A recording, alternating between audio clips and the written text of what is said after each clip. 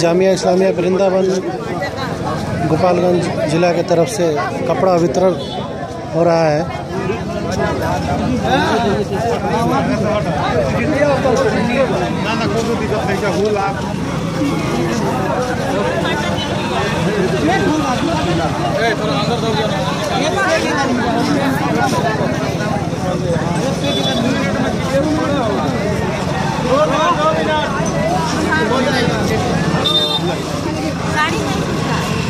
जो आवते रही गेले पार हर गांव से आई भी जो नगर में बांट के खेल बस।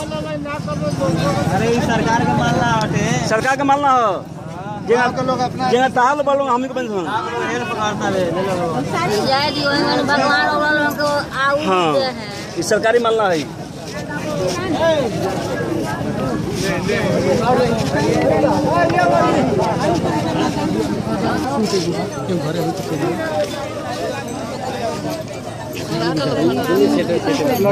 लड़की के हुआ सेट वाला तो दे दिया अपना वाला की लड़की बा हल्दी सियान लगी